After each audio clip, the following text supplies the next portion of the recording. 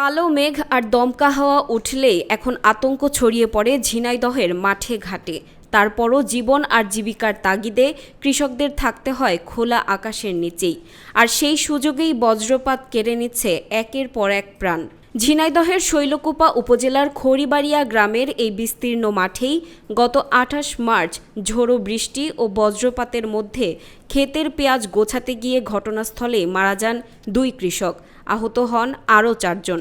পরদিন একই উপজেলায় বজ্রপাতে আহত হন আরও ৩ জন। এরপর ১৬ এপ্রিল মহেশপুর উপজেলায় বজ্রপাতে প্রাণ হারান এক গৃহবধূ।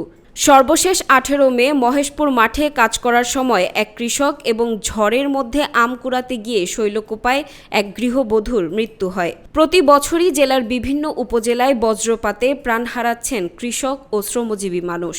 অনেকেই আহত হচ্ছেন স্থায়ীভাবে। তবে অভিযোগ রয়েছে, কৃষকদের জীবন রক্ষায় এখনও কার্যকর কোনো উদ্যোগ নেয়নি সংশ্লিষ্ট দপ্তর। ২০২৫ ও ২৬ সালের বর্তমান সময় পর্যন্ত জেলা ত্রাণ ও দুর্যোগ ব্যবস্থাপনা বিভাগের পক্ষ থেকে মাঠ পর্যায়ে স্থাপন করা হয়নি কোনো বজ্র নিরোধক দণ্ড, নির্মাণ হয়নি নিরাপদ আশ্রয়কেন্দ্র। এমনকি বজ্রপাত কমাতে তালগাছ রোপণের কার্যক্রমও চোখে পড়েনি। কৃষকরা বলছেন, সংসার চালাতে আর কষ্টে ফলানো ফসল রক্ষা করতেই ঝুঁকি নিয়ে মাঠে থাকতে হয় তাদের।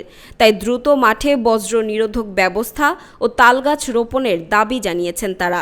কৃষি বিভাগ বলছে, কৃষকদের জীবন রক্ষায় এখনই মাঠ পর্যায়ে বজ্র নিরোধক শেল্টার ও দণ্ড স্থাপন জরুরি। পাশাপাশি বজ্রপাতের সময় করণীয় সম্পর্কে সচেতনতা বাড়ানো প্রয়োজন। যেন এতে খুব বেশি ক্ষতিগ্রস্ত না হয় বা বজ্রপাতের আক্রান্ত না হয়, এজন্য কৃষকদের ভিতরে আরও সচেতনতা বাড়ানো উচিত। সেক্ষেত্রে কৃষকরা বৃষ্টিপাতের সময় যদি তারা আবহাওয়ার পূর্বাভাস জানতে পারে, তাদেরকে জানানো যায় যে এই সময় বৃষ্টি আসতে পারে, তাহলে তারা ওই সময়টা যদি মাঠের কর্মকাণ্ডকে তারা বাদ রাখে, তাহলে হয়তো তারা এই বজ্রপাতে আক্রান্ত হবে না। এদিকে জেলা প্রশাসক বলছেন, বৃক্ষরোপণ কর্মসূচির আওতায় তালগাছ রোপণে গুরুত্ব দেওয়া হবে।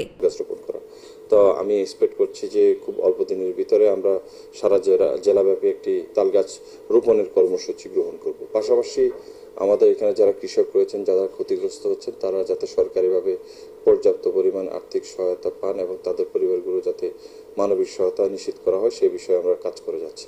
চলতি বছর ঝিনাইদহে বজ্রপাতে মারা গেছেন অন্তত ৫ জন, আহত হয়েছেন আরও ১৭ জন।